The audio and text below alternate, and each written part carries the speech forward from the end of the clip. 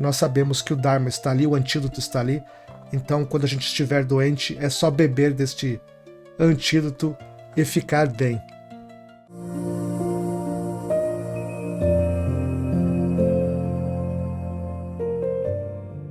Olá, mendicantes do Dharma, sejam bem-vindos a mais um vídeo. Este canal é uma sanga virtual.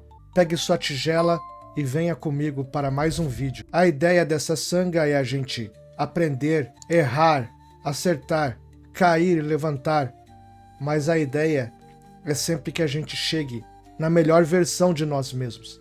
Vamos falar sobre o capítulo 15 do Sutra do Lótus. Tem uma playlist com todos os capítulos, uma introdução e todos os capítulos nessa playlist para quem quer acompanhar desde o começo. Vou deixar o link da playlist na descrição do vídeo. Este capítulo se chama A Duração da Vida do Tathagata e este capítulo é dividido em 3 partes. Na parte 1, Buda dá uma resposta às dúvidas do capítulo anterior, do capítulo 14. Na parte 2, nós vamos falar sobre a parábola do médico que liberou todos os filhos da enfermidade. E na parte 3, o Buda fala sobre o mundo de Buda, né, como a gente enxergar essa realidade com as lentes da sabedoria e da compaixão.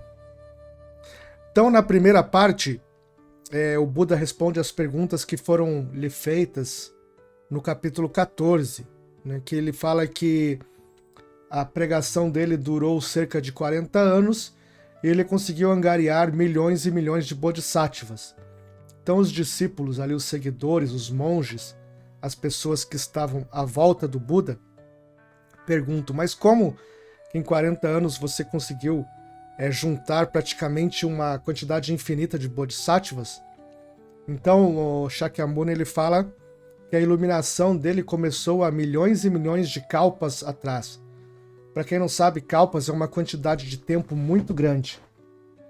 Então Shakyamuni está falando que muitos anos atrás, um tempo maior que a sua própria existência física, ele já pregava no mundo, né? Então os seguidores ali do Buda ficam pensando, mas como que isso é possível? Você só tem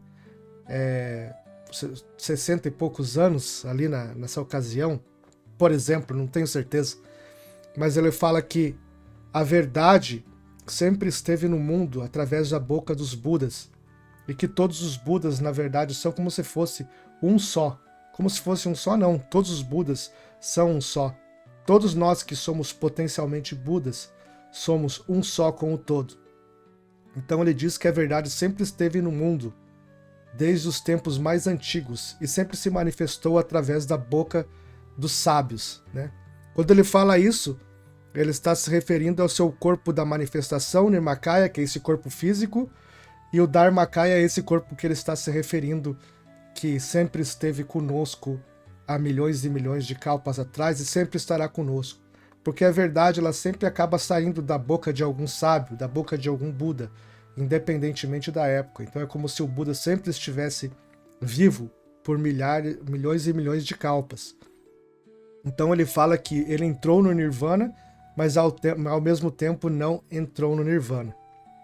E para ilustrar essa passagem, o Buda lhe propõe a parábola do médico que libertou todos os filhos da enfermidade. Então, o médico, percebendo que seus filhos estavam doentes, ele prepara um antídoto para dar para eles. Mas os filhos se negam a tomar esse antídoto, porque eles acham que a presença ali do pai já é suficiente para mantê-los bem, para mantê-los felizes, né? Mas os filhos, então, não percebem a própria doença e ficam ali apegados com a presença do pai. Só que o pai, ele sabe que não estará para sempre com os filhos, então ele prepara o remédio, deixa ali para os filhos, fala, quando vocês quiserem beber, vocês bebam. E esse pai, então, vai para longe e finge que morre. E os filhos ficam desesperados que o pai morreu, e então bebem o antídoto, tá? Então, o que essa parábola quer dizer é que o Dharma sempre vai estar conosco, esse é o remédio. Ele não é dependente de nenhuma presença de um mestre, de um Buda físico, mas ele é além disso, né? É aquele Dharmakaya, o Dharma que sempre vai sair da boca de algum sábio e sempre estará conosco de alguma forma.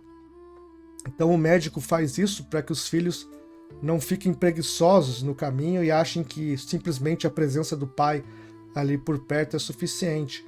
Mas o médico nem sempre estará perto da gente. Haverá épocas em que não teremos a presença de um Buda por perto, mas o Dharma, que é essa mensagem universal, que sempre sai da boca de um sábio, e se não tiver um sábio presente, vai estar no cânone budista, vai estar nas escrituras budistas, de alguma forma, os livros também, né, vão ser os sábios, quando não haver um sábio presente. Então nós sabemos que o Dharma é superior à própria presença física de um sábio. Então mesmo que a gente não tenha um sábio por perto, nós sabemos que o Dharma está ali, o antídoto está ali. Então quando a gente estiver doente, é só beber deste antídoto e ficar bem. A terceira parte, o Buda fala sobre o mundo de Buda. Já comentei sobre isso na ideia de terra pura, tá? Quando o budismo fala que este mundo é imerso no sofrimento, na verdade ele é imerso no sofrimento e ao mesmo tempo não é, tá? Ele é dentro da perspectiva daquele que está apegado aos prazeres dos sentidos, aos desejos, né, de satisfação dos prazeres sensoriais, etc. Aos prazeres materialistas, consumistas, etc.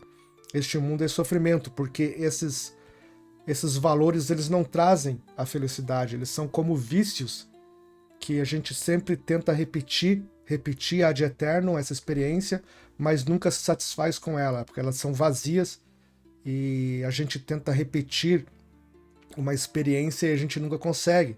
Como aquele viciado, né, que usa a droga pela primeira vez, tem aquela experiência maravilhosa, tenta repetir por toda a vida aquela primeira experiência e nunca consegue. Assim é a ideia de satisfação constante dos sentidos. Então quando a gente troca a lente do desapego e coloca as lentes da sabedoria, do Dharma, do budismo, das verdades budistas, e a lente da compaixão, a gente começa a enxergar esse mundo de uma outra forma, tá? A gente começa a enxergar esse mundo e vê-lo como uma terra pura, como uma terra maravilhosa, sabendo valorizar todos os momentos, valorizar os seres, amar os seres que estão à nossa volta, nossa família, nossos amigos, valorizar o momento presente e valorizar até mesmo as experiências que a gente tem dos nossos desejos. O budismo ele não está condenando o desejo em si. Ele apenas está dizendo para a gente não se apegar nesse desejo e não tentar repeti-lo ad eternum, porque é impossível fazer isso.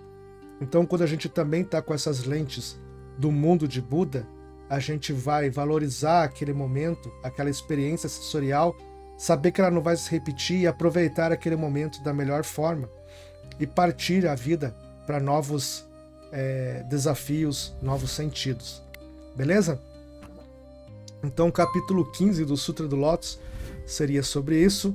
Espero que tenham gostado desse vídeo, tá? Se inscrevam no canal, sigam para receber mais ensinamentos budistas. Então tá, meu nome é Sandro Vasconcelos, muito obrigado pela presença e até a próxima.